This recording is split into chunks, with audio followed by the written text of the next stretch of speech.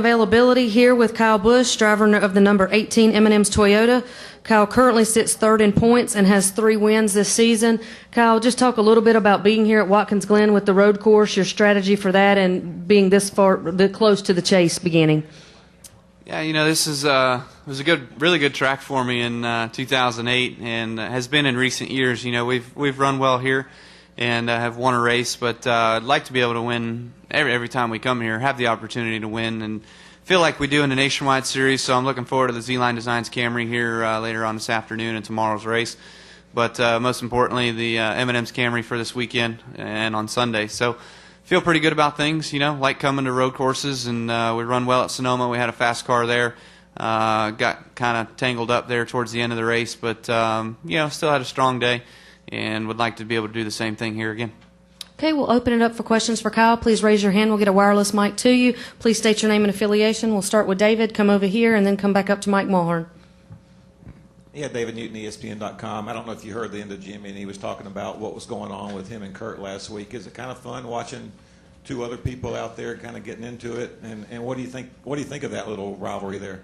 I didn't hear anything, but it's a part of what we've got sometimes, whether it's me and somebody else, or Jimmy, or Kurt, or heck, Ryan Newman, or Juan Montoya. It's a part of the sport. Certainly there's going to be times where guys are looking for the same real estate at the same time, and that's just a kind of a part of what racing breeds sometimes, and it's exciting for the fans to have that, and to have a little bit of jarring back and forth. So they get something to get all up in arms about and get excited about, and so hopefully it carries over for those guys all throughout the last 15 races of the year. Wouldn't bother me a bit, but I certainly wouldn't want any part of it, and hopefully we can keep ourselves our nose clean.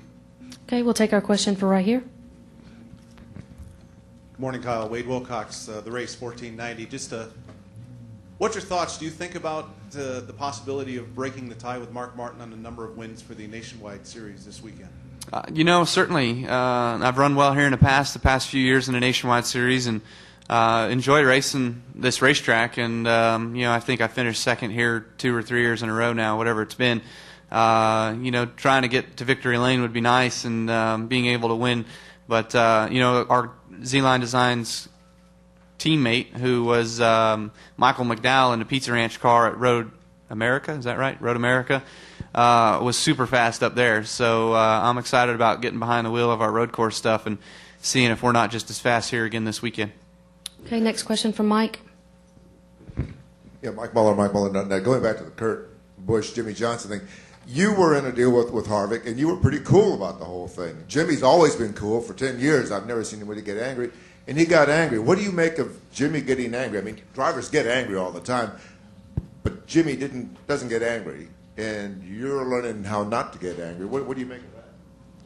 I don't know. I'm not Jimmy Johnson. I can only do what I know how to do, and that's try to control myself. So, it's just a part of, I guess at certain times, you finally get fed up with somebody or something, and, something sparks off in you. But, it's something that they've kind of had going on for the past few years, I guess. And, whatever it is, it's not my beef. It's not my problem. So those guys can settle it amongst themselves. I've got enough issues as it goes on. Okay, next question from Jim. Jim Utter, Charlotte Observer. Kyle, I was just wondering, you started off the season 2008 with 8 wins. How do you, at this point in time, how do you assess your team and your program as we get closer and closer to the start of this chase? Is it, in some respects, better than 2008, not as good, even though you had more wins? I was just wondering how you looked at it. Yeah, certainly 2008 was a special year, and it was the first year that we've gone to this new car full time. So, people didn't know these cars completely, and I feel like there was a lot more. I don't know. I mean, I could be blowing myself up a little bit here, but I felt like there was a lot more driver involved then when we didn't know so much about these cars. And now that we know so much, we've come such a long ways that certainly a lot more cars involved, and I feel like we're a lot better than we've ever been. Dave Rogers and Chris Gale and Ron Denton, all the guys on my team have done a tremendous job at being able to put together great cars on and off the racetrack, from back at the shop, stemming from the guys that work on it. to the guys that do everything here at the racetrack, the A team we call them. And we feel like we've been better prepared this year, and certainly we don't have the tally of 8 wins, but we're a lot more consistent, I feel like. And from pit stop to pit stop, we're a lot more consistent. From race to race, we're a lot more consistent.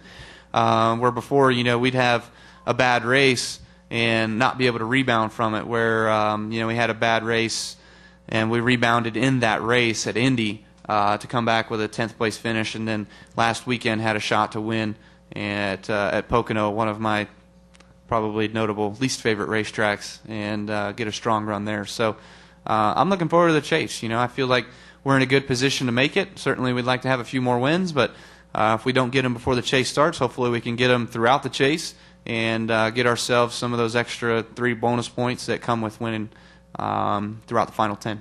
Kyle, is some of that your own development as a driver from then to here? Some of that my own development as a driver from then till now. You could say a little bit of that, certainly, but I'd stem a lot of the team guys and them preparing great race cars. It's good when you can have that consistency between pit stop to pit stop, race to race. Makes yourself a lot more confident within the team instead of blowing up about it and getting all up in arms about it. So for me, it makes my job a lot easier than having to worry about coming down pit road and whether or not we're going to make the right change to move ourselves forward. I feel confident when I come down pit road that Dave and the guys will make a good change for me, and we can move ourselves forward. Okay, we got a TV question in the back. 2 TV questions in the back.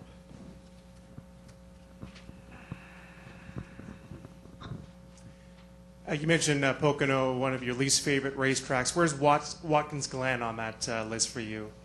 Watkins Glen's, the road courses in general are pretty fun for me. I enjoy those. Certainly they're not down at the bottom; they're more up towards the top. So, I like going to the road course events. And like I said, we had a good race in Sonoma earlier this year. We had a pretty fast car. We didn't qualify as good as we wanted to, but had a good car when it mattered there throughout the race, and drove up through there pretty well. So, Watkins Glen's a fun one for me. Hopefully we can get it in. I hear weather's bad, but looking forward to getting on the track today, getting some practice ins, and seeing how we stack up, and then, of course, getting to the race on Sunday.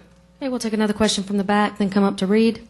Kyle, on the practicing you just mentioned, some of the other guys were saying the testing on a road course, or specifically at Watkins Glen, is not something they do a lot. Is there something that you've done this year or can do to prepare for a road course for Watkins Glen, whether it be specific testing here or testing somewhere else? The best place to test for a particular racetrack is at that racetrack, but in NASCAR's rules, we're not allowed to do that. So the best place that we know of is Road Atlanta, where some of the guys were last week, and most notably Brad got hurt at. But, it's a track that we went to earlier this year. We kind of learned some things. We did some testing that we felt like benefited us. We were going to try to go back, but my schedule's so hectic that I didn't have a day open in order to go and get some testing done. So that just goes to show you how valuable it can be to get to the racetrack, and trying to do that with somebody's schedule like myself is difficult.